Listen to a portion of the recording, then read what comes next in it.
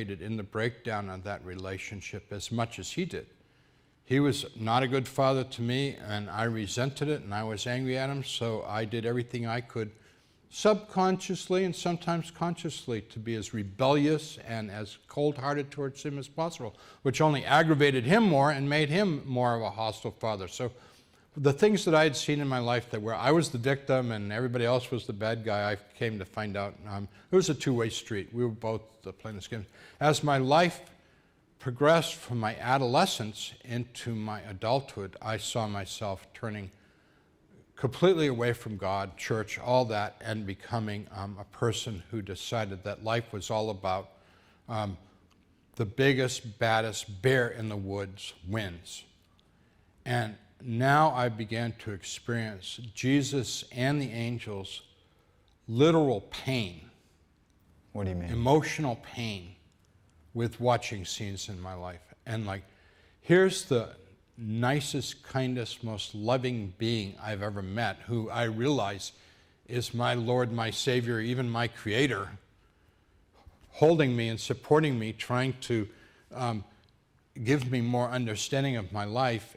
And it was figuratively, not literally, like I was like stabbing him in the heart as we're watching this stuff. And the last thing I wanted to do was to hurt him. And I don't want to hurt him to this day. Jesus is a very feeling man. God is a very feeling creator. What were you seeing played out? I saw scenes where my sister was in bed crying, and I got up in the middle of the night and went in and put my arms around her and hugged her. And Jesus and the angels were so filled with joy that I had been willing to do that, to try and, help her a little bit in her grief.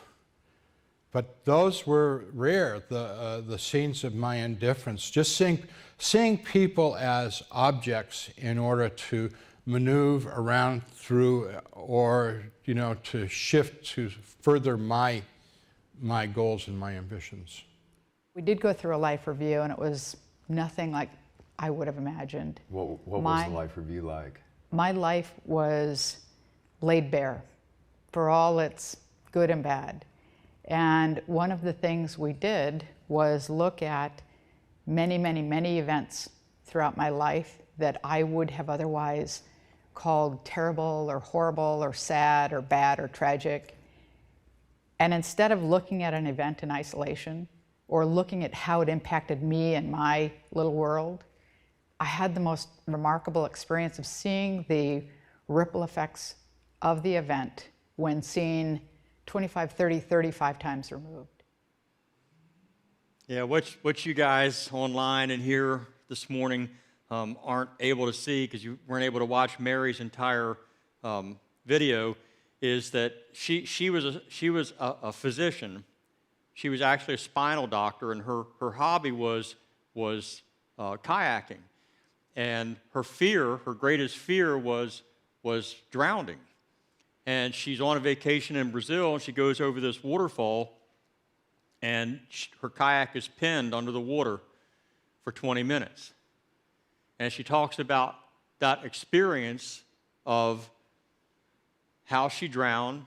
She felt her legs being broken as she was bent over in the kayak, and she goes and has this experience, and then God says to her, and she was a believer before she ever had her near-death experience, but God told her there was still more things that she needed to do. She needed to go back and finish those things.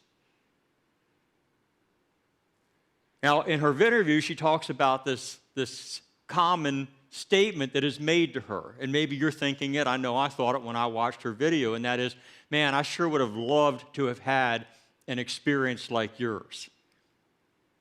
Because when we think those thoughts, don't we? We think, well, if we had that experience and saw what she saw, it would radically change. It would give us a supernatural ability to live our life differently than we're currently living it. But she made this statement. She said, when people say that to me, I understand what they're saying, but what they don't realize is saying, I wish I had an experience like yours. She's like, yeah, really? You wish you were pinned under the water for 20 minutes? You wish you felt your bones or your legs being broken as you're pinned back? You wish that you returned from heaven to do the work that your Savior wanted you to do, but you had to go through the pain